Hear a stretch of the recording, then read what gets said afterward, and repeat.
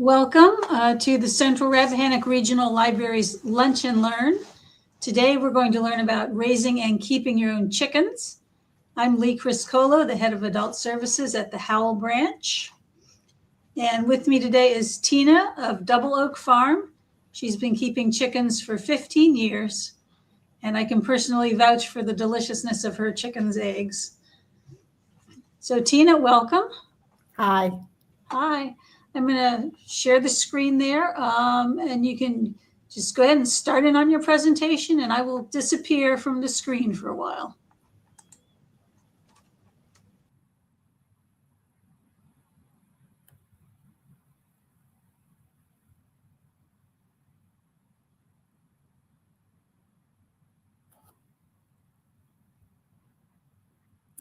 This is a typical day for me, walking through my farm, gathering eggs, chatting with my chickens, gathering eggs, giving them a little hi, how are you? Tell them that they are wonderful mamas for making all these beautiful eggs for me. Make sure they have plenty of food and water. And then I head back to the house, wash my eggs and get them prepared for market. So today we're going to talk about getting started. We're going to have a brief history, and then we're going to talk about which breed might be the best for you. We'll talk about housing and feed, hatching or raising egg chickens yourself, general health care, and marketing your eggs, and last but not least, resources for help and advice.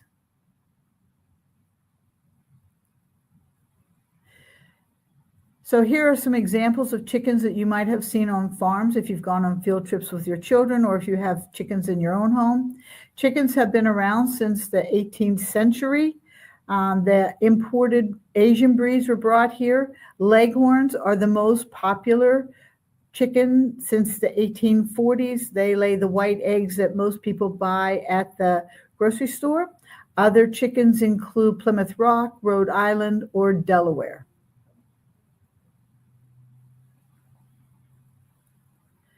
So now you're thinking, oh, what breed should I choose? Many people like to choose their chickens based on the colors. All of these colors here are different varieties of chickens. Some people look at the egg size. Some people are looking at the climate that they can handle, the availability of their space. Do you want small chickens or do you want the larger chickens that may lay larger eggs? You can have a mix of all sorts of different chickens in your flock that offer a variety of colors, personalities, and colors of themselves. Here are some popular white egg layers. These chickens lay white eggs, and the most popular one is the Leghorn. Brown egg layers, the most popular one is the Rhode Island Red, and these are two other varieties that lay brown eggs as well.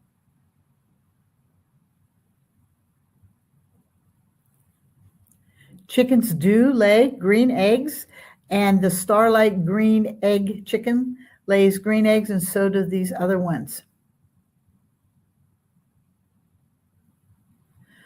Blue eggs are very popular. The first one that you see is the Americana and the cream leg bar. They both lay blue eggs, similar to a robin's egg color.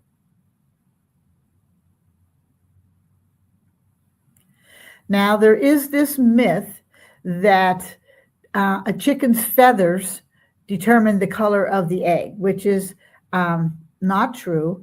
Usually, the breed itself is the most reliable source when you're choosing hens for a particular egg color. However, if you get close enough to the chicken, the color on the female's earlobe will tell you if the chicken will lay white or colored eggs. The red earlobe means a colored egg, and a white earlobe means that the chicken will lay a white egg. Now, with egg production, it's how many eggs that you would want. Leghorns are the most popular chicken, the one that you see here on the screen, and they lay white eggs, and that is what is most popular at grocery stores. Annual production of eggs of a chicken depends on the breed, the age, and the season. In the winter, many chickens lay less eggs because there's less light. Chickens need light, at least 8 hours of sunlight a day, so they can be able to produce eggs. And usually a chicken lays between 200 and 300 eggs a year.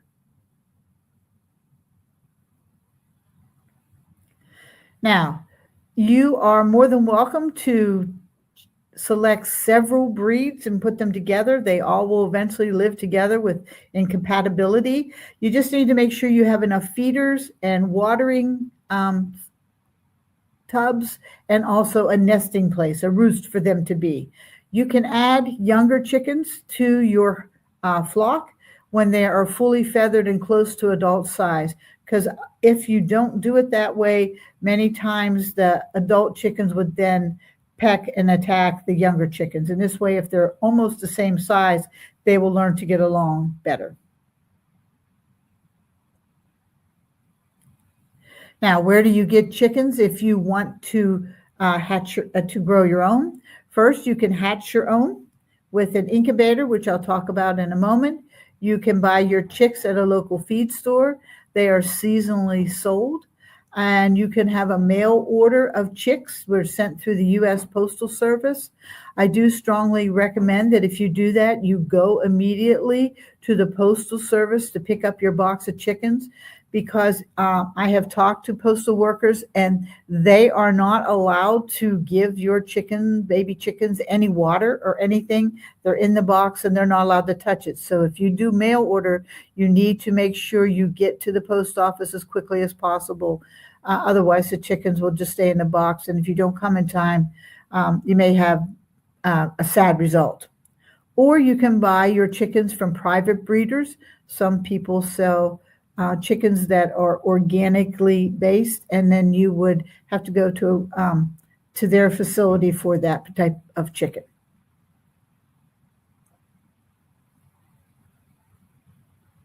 Now, like I said, do you want baby chicks or do you want adult birds? When you buy baby chicks, it's a lower cost. They're easier to find and they're less expensive, but they do require several weeks of special care and careful temperature management. Adult chickens, you know exactly what your bird's looking like, and egg production will start soon. They usually cost a little more and they can be expensive to ship. Personally, I have tried baby chicks and was unsuccessful. It was very sad for me. So I buy chickens that are 16 weeks old, and then within the next month, they start producing chickens, and it's a much happier result for me.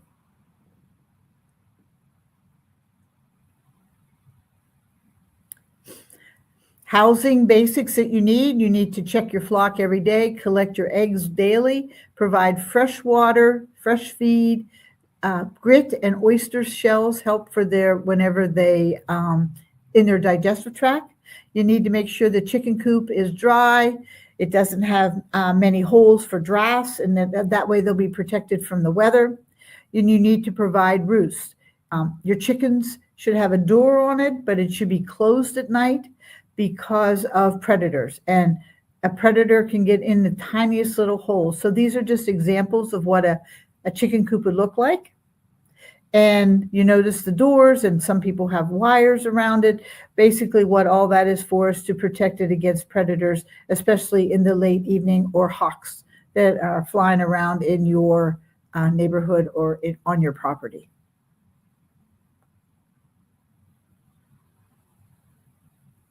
It's important to keep the chicken coop clean.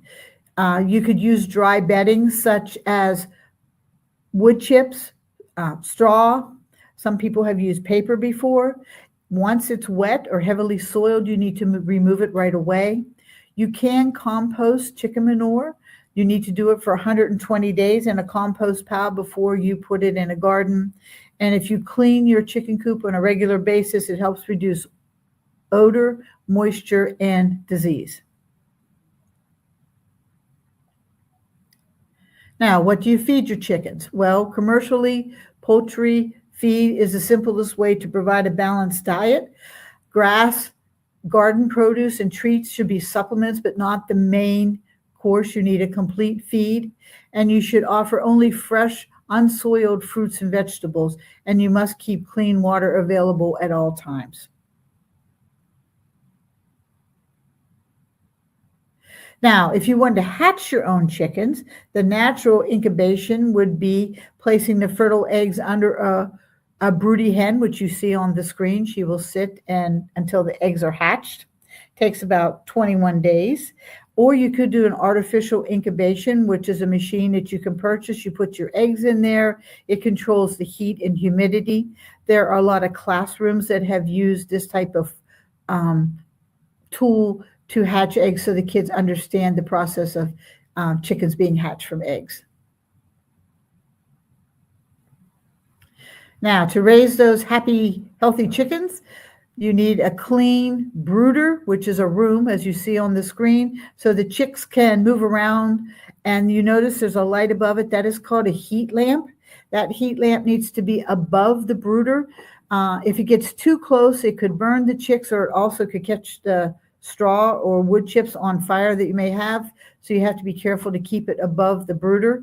And on day one, the temperature should be 90 to 95 degrees, and eventually you reduce the temperature gradually day by day until they feather out and they lose their little yellow feathers and they start changing into the colors that of that particular breed. And during that time, you want to make sure you have the feeders and the waters cleaned and refreshed daily.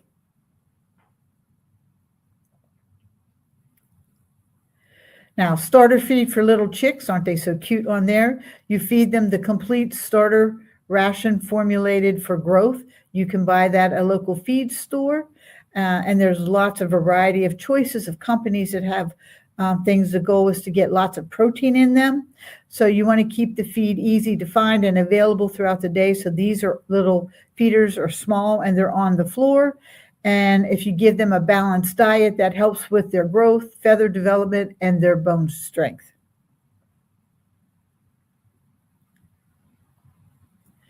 Now, chickens are wonderful to hold, so human contact is encouraged. So the baby chicks, if you pick them up and handle them daily, they'll become accustomed to people. You speak calmly and you move slow. And with constant positive contact, it will make a friendlier backyard flock. Chickens do understand tones and certain words.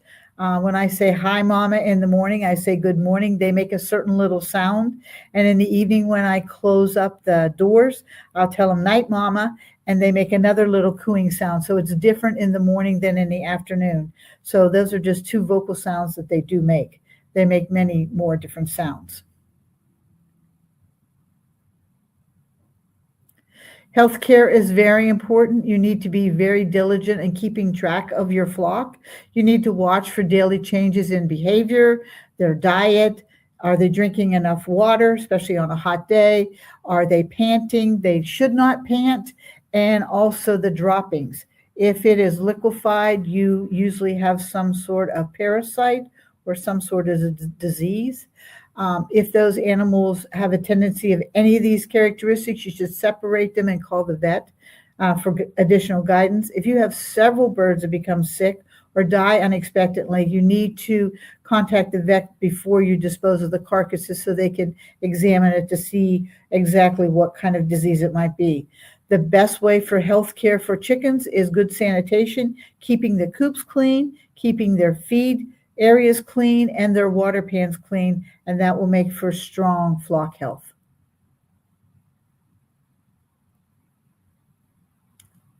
Marketing eggs is a fun way to get to meet people. A small laying flock can provide eggs for everybody, your family, your neighbors, and customers. Word of mouth is a great way of selling small quantities. I have 40 chickens and I have regular customers, and I sell my eggs also to a local co-op. And it's just a neat way to make some extra money. If you have children, it'd be a great way to have an allowance for them to sell their eggs in your family. The local county extension office can provide additional information on planning and local requirements for marketing eggs. It's important that after you gather your eggs that you wash them, but you do not use soap.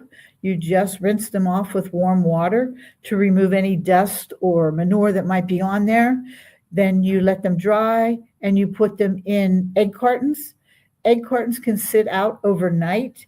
If you have them more than a few days, you should refrigerate them, especially if you're going to sell them to your customers.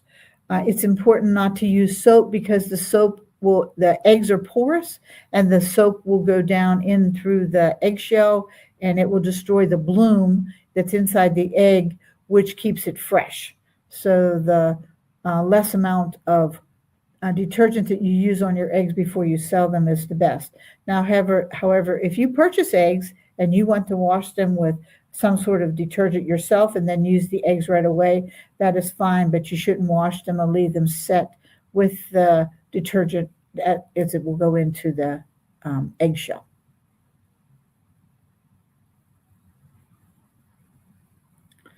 So there are a lot of places that you can get help and advice.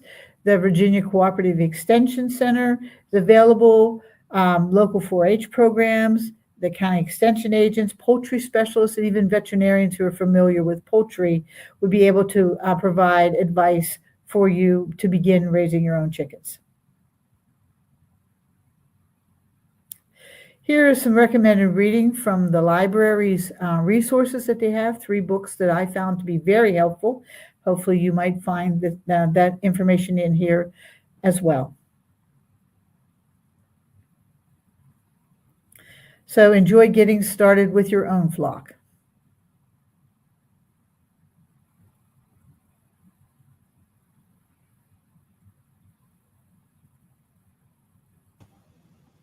All right. Thank you so much, Tina, for all that great information about chickens. You're welcome. I used to have chickens too, and they were really a lot of fun. I think a lot of people don't realize that chickens have their own personalities. Mm-hmm. So they're very cool to hang out with. What do you have like a favorite? What's your favorite thing about keeping chickens? I enjoy talking to them and they talk back. I don't always, we know what exactly they're saying, but if you use that calmer voice and don't rush, they will come up and they make these cool sounds. That's what I enjoy. I enjoy greeting them and telling them good night in the evening. So to me, that's the best part because those 2 sounds are really pretty and they kind of all do it together. It's a neat thing. They will follow you around. Mm-hmm. And that is fun as well. And not all my chickens like to be handled. Because I have not been diligent in handling all my chickens, just certain ones that seem to pay attention to me, I paid attention to them. So not all of them want to be picked up and handled, and they let me know if I, by accident, pick up the wrong one. They fuss, wings flap, and they're like, what are you doing? We don't like this. Yeah, they definitely have their own preferences. Mm-hmm. When I first started keeping chickens, I was surprised that in the evening, they would all go into the coop on their own and get on the roost, and I didn't have to chase around and gather them up. They knew what to do. Yep. Now that the sun is setting, it's earlier sunset. In the summer, they don't go into 9, but last night I noticed they were all in by 7:30, which is an hour difference from what it has been. I didn't really notice the time till I got up there last night, and I was like, oh my, they're going in early, but they'll go in by themselves in the coop, but it's your responsibility as the caretaker to make sure you close the door so that they don't have any predators visit them in the evening. Yeah, I have left the door open. One time I left the door open in a terrible rainstorm thinking that, nobody will be out, and I lost half my flock that night. Oh, everything likes to eat chickens. Yes. They're so tasty. All right, well, thanks again, Tina. I really enjoyed that. This is Tina Evans with Double Oak Farm, and that's all for today. So Central Rappahannock Regional Library Lunch and Learn signing off. Goodbye. Bye-bye.